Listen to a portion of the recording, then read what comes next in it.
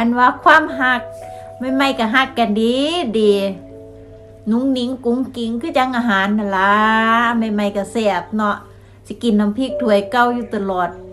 มันก็เศร้าแซ่บบัดล่ะยังถ้ากินป่นอยู่ตลอดมันก็บ่แซ่บดอกพี่น้องบางคนก็มักป่นถ้วยเก่าอยู่หั่นล่ะอยู่โดนกินซ้ำใดก็แซ่บซ้ำนั่นล่ะบางคนก็มักนะเนาะบางคนก็บ่มักอาหารซ้ำๆคือจังกับความหักกันล่ะพี่น้อง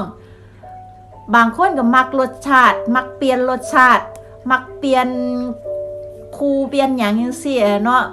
แต่ว่าใหม่ๆนั่นอีหยังก็แซ่บเบิดบ่ว่าสิเป็นความหักหรือว่าเป็นอาหารเนาะพี่น้องเนาะอายุโดนไปมันก็เป็นปัญหานั่นล่ะนี่คือปัญหาของความหักเนาะ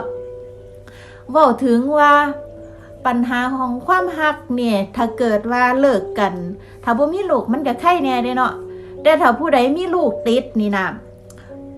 มีลูกน้อยๆอยู่จังซี่นะลูกกำลังขวบ2ขวบ3ขวบจังซี่แล้วก็เลิกกันจังซี่นะมันเป็นปัญหาใหญ่แล้วมันเป็นปัญหาที่ว่าแบบ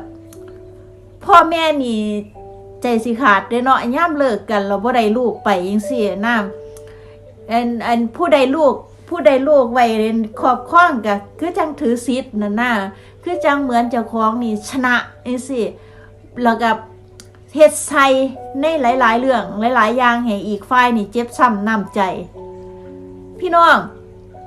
พยายามตัดใจโลดถ้าว่ามันเป็นปัญหาเกี่ยวกับแบบนี้นะจังได้ลูกเฮาใหญ่ลูกเฮาก็มาหาเฮาคือเก่าหั่นล่ะสำหรับคนที่บ่ได้ลูกไปนะก็ขอเป็นกำลังใจให้ก็แล้วกันเนาะ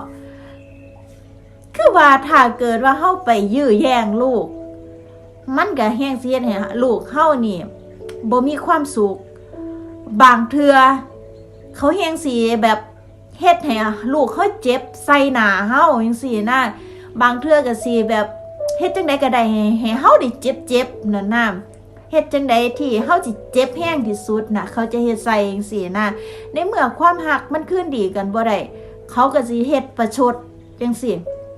เฮ็ดหลายคู่เด้เป็นแบบนี้มันแบบปัญหาสังคมไทยมันส่วนหลายนี่มันสิเจอนะพวกที่มีลูกน้อยนี่จักเขาเจ้าเฮ็ดหยังเนาะเป็นหยังคือจังบ่คิดถึงใจเด็กน้อยแน่บางเทื่อเด็กน้อยนี่เขาก็ต้องการทั้งพ่อทั้งแม่ในเมื่อพ่อแม่เลิกกันเราเป็นหยังคือจังเอาเด็กน้อยมากั้นกลางบางเทื่อเล่นก็บ่เข้าใจเด้เล่นนี่เป็นคนบ่มีลูกดอกหัดแต่ว่าเล่นว่ามันบ่ถูกต้องน่ะมันจริงๆแล้วเด็กน้อยมันจะต้องมีทั้งพ่อทั้งแม่มันถึงจะอบอุ่นแม่เฮาสิเลิกกันเฮาก็สามารถที่จะปล่อยอิสระให้ลูกเข้าไปอยู่ทั้งสองฝ่ายได้ถ้าเกิดว่าตกลงกันว่าสิเอาลูกสิมาหาลูกมื้อใดก็ตกลงกันดีๆก็ได้บ่จำเป็นต้องไปขึ้นศาลให้มันเสียเวลาก็ได้เพราะว่าลูกเฮามันก็ลูกเฮาวันยังคำทั้งสองฝ่ายใหญ่ขึ้นมาเฮาก็ต้องรับผิดชอบกันทั้งสองฝ่ายเนาะเราเป็นหยังจะค่อยจะต้องเอาเด็กน้อยมาเป็นปัญหาเล่นบ่เข้าใจอีหลีเว้าจักเทื่อเล่นก็บ่เคยเข้าใจเลยแต่ว่าถ้ามันเป็นปัญหาเนาะถ้าพ่อกับแม่รวยทั้งคู่จังซี่เนาะส่วนถ้าเกิดเป็นปัญหาของคนรวยเนาะรวยทั้งคู่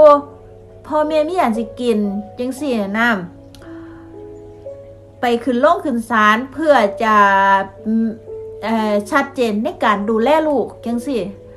บอกว่าพ่อได้50แม่ได้50จังซี่เนาะถ้าศาลสั่งออกมาแล้วว่าสิสามารถส่งให้ลูกเท่าใดได้ถ้าเกิดว่าลูกไปอยู่กับแม่ศาลบอกว่าให้ลูกไปอยู่กับแม่ครึ่งนึงให้อยู่กับพ่อครึ่งนึงแล้วก็ณขณะนั้นถ้าพ่อแบบรายได้น้อยกว่าแม่จังซี่คือว่าแม่รายได้น้อยกว่าพ่อจังซี่นะเอากรณีที่ว่าลูกอยู่กับแม่เนาะ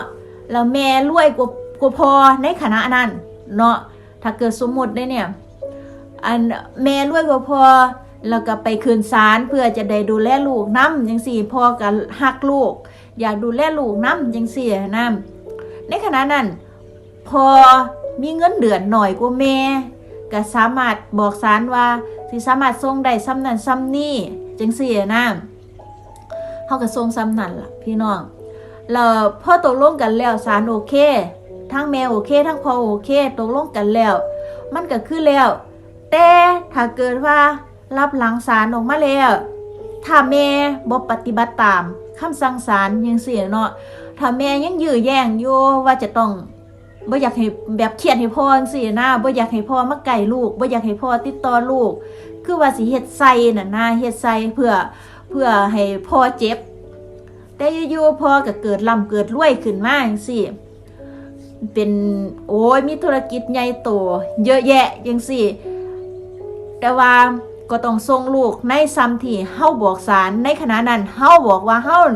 สามารถส่งได้ซ้ำนั้นซ้ำนี้ซึ่งมันก็จำนวนบ่หลายจังซี่นะเพิ่นก็ถือว่าโอเคพูดถึงนะถ้าเกิดว่าแม่ยังยื้อแย่งอยู่เพื่อจะเอาชนะพ่อจังซี่เนาะตามข่าวที่เห็นดอกว่าตาม YouTube ที่เห็นว่าถ้าแม่ยังยื้อแย่งว่าสิเอาลูกไว้คือเก่าบ่ให้พ่อมันมักบ่ายคิงบ่อยากให้พ่อมันมักไก่มาหยังจังซี่ในเมื่อลูกเฮามันเป็นนามสกุลเฮาอยู่แล้วแม่พี่น้องอุ้ยมันบ่ต้องไปแย่งเขาดอกในเมื่อเขาอยากเลี้ยงให้เขาเลี้ยงไปโลดเดี๋ยวลูกเฮา9 ขวบ10 ขวบลูกเฮาก็มาหาเฮาคือเก่าอะแต่แม่มันสิเฮ็ดแล้วอะแต่แม่มันสิอยากเฮ็ดใส่เฮามันเฮ็ดใส่เพื่ออยากชนะก็เรื่องของมันให้มันเฮ็ดใส่โลดให้มันประชดชีวิตไปโลดมันอยากเฮ็ดจังได๋ค่ะมันเฮ็ดโลดมันอยากได้ผัวใหม่อีหยังก็ให้มันเอาโลดเป็นหยังดีตัวผัวใหม่มันน่ะสิได้มาเป็นทาสลูกเฮาเพราะว่ายิ่งถ้าเป็นพวกคนดังฮะเนาะพวกคนดังนี่มันอยู่ในโซเชียลอยู่ตลอดมันบ่สามารถเฮ็ดหยังลูกเฮาได้ดอกเพราะว่าถ้าเฮ็ดหยังลูกเฮาปึ๊บโอ้ยมันก็ข่าวดังแล้วพวก F2 FC อีหยังต่างๆเนี่ยเขาก็จ้องอยู่แล้วล่ะเขาจ้องเล่นงานอยู่แล้วล่ะเขาอยากได้ข่าวเขาเฮงอยากจะได้กระแสให้เขาเฮ็ดโลดเป็นหยังเขาอยากเฮ็ดจังสู้แล้วเฮาหาเงินอย่างเดียวเฮาหาเงินเฮาโฟกัสเงินแต่ว่าเฮาก็เบิ่งลูกเฮาอยู่ห่างๆแค่นั้นล่ะถ้าเกิดว่าเฮาบ่สามารถที่สะดวกว่าไอเขาแบบที่ว่าหวงบ่อยากให้เฮาเว้ากับลูกเฮาบ่อยากให้ติดต่อบ่อยากให้อีหยังจังซี่นะโอ้ยมันถ้าไปยื้อแย่งเฮาก็แฮงเจ็บเพราะว่าทางแม่มันสะใจจังซี่นะสิเฮ็ดเฮาได้นึกสู้แล้วปล่อยเฮ็ดใจให้เข้มแข็งโฟกัสที่งานโฟกัสที่เงินหางานไว้ให้มันรุ่งโลดเฮ็ดให้มันโด่งดังให้มันร่ำมันรวยโลดมีเงินมีทองจังได๋ลูกก็มาหาเฮาคือเก่าบ่โดนดอกทนบ่โดนดอก9 ปี10 ปีนี่ลูกกับสามารถที่จะมีความคิดเป็นของตัวเองได้แล้วข้าเจ้าก็สิมีโทรศัพท์บ่โอ้ยยิ่งทาเลี้ยงลูกอยู่บนโซเชียลจังซี่นะลูกแห่งฉลาดลูกแห่งงูไว้อีหยังคืออีหยังให้อยากได้ผัวใหม่ก็ปล่อยมันเอาโลดให้มันมาเป็นทาสลูกเฮาโลดให้มันมันอยากอบอุ่นก็ให้มันอบอุ่นโลกให้มันสร้างภาพไปโลดเพราะว่าจังไดมันก็ลูกเฮาคือเก่าบ่ต้องไปฟังเสียงคนรอบข้างดอกว่าเป็นหยังคือบ่ไปหาลูกอุ้ยข่าวดังปานนี้ออกโซเชียลขนาดนี้ว่าปัญหาอีหยังคือติดต่อลูกบ่ได้คือจังบ่สะดวกในการที่จะเอาลูกมาโอ้ผู้ใดบ่ฮู้ใครมันตาบอดหูหนวกไปโลดอีหลีตัวหาเป็นเล่นนะเล่นสิเป็นจังซั่นอีหลีเด้ลิ้นสิว่าโอ้ในเมื่อมันยากใครกว่าสิไปเฮ็ดให้ลูกอยู่แบบลำบากปล่อยให้ลูกเขามีอิสระให้เขามีความสุขโลดเฮาก็เบิ่งห่างๆเฮาบ่ต้องไปคิดดอกว่าหน้าที่นั้นน่าสิเป็นของเฮาเนาะจังซี่นะมันก็แม่นอยู่ว่ามันเฮ็ดลำบากมันเฮ็ดใจลำบากแต่ว่าเฮาก็ต้องเฮ็ดในเมื่อถ้าเฮาฮักลูกเฮาก็ต้องเฮ็ดเฮาก็ต้องเข้มแข็งเพราะว่า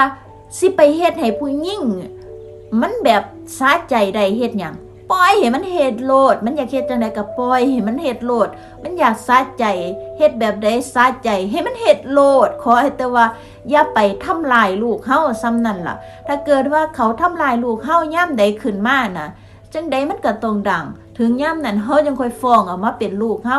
100% มันก็ได้อยู่แล้วพูดถึงว่าเนาะสิไปแย่งกันเฮ็ดหยังสิไปอีหยังให้มันมากมายให้มันกระทบกระเทือนเด็กหน่อยเนาะบางเทื่อก็สงสารเด็กหน่อยเด้หาลางเทื่อเนาะโอ้ยจักอีหยังจักเป็นจังได๋อีหยังอยู่ไผอยู่มันโลดแม่มัน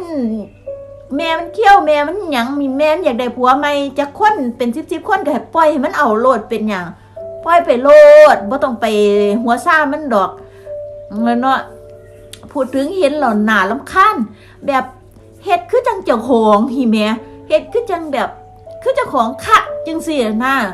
แล้วก็คิดได้ว่าผัวนี่สิมาง้อเจ้าของสิมาอ่อนซ่อนเจ้าของจังซี่ว่าเห็นแล้วก็มันใส่หาลังเทื่อเด้เว้าถึงดอกว่าบ่ได้หมายถึงไผเด้เว้าถึงทั่วไปที่เห็นน่ะนะว่าว่าคือจังเจ้าของคักคือจังเจ้าของสิเหนือกว่าแท้ว่าเจ้าของเขานี่สิฮักเจ้าของสิหอมเจ้าของสิสะอ่อนเจ้าของโอ้ยเฝ้าเอาผัวใหม่โลดเฝ้าแต่งเฝ้าเฮ็ดจังใดก็เฮ็ดโลดอยากเฮ็ดจังใดก็เฮ็ดโลดเฮ็ดให้มันสาใจเฮ็ดให้มันนำใจโลดอยากเฮ็ดน่ะมักเอาเด็กหน่อยมาเป็นโตกันกลางเห็นแล้วรำคาญเนาะเห็นแล้วมันใส่หาลังเทื่อเป็นหยังพอเขาก็คือจังมีหน้ามีตาในสังคมอยู่ก็เป็นหยังคือจังบ่ปล่อยให้ไปอยู่กับพ่อเขาบ้างเนาะอย่างน้อยๆก็ให้เด็กน้อยมันได้อบอุ่นทั้งพ่อทั้งแม่บ่แม่นสิมายัดเยียดให้แต่ว่าอยู่กับพ่อเลี้ยงจังซี่นำสิมาจังใดเขาก็บ่ได้ฮักพ่อเลี้ยงคือพ่อเจ้าของดอกแม่นว่าสิบังคับได้อยู่แต่เด็กน้อย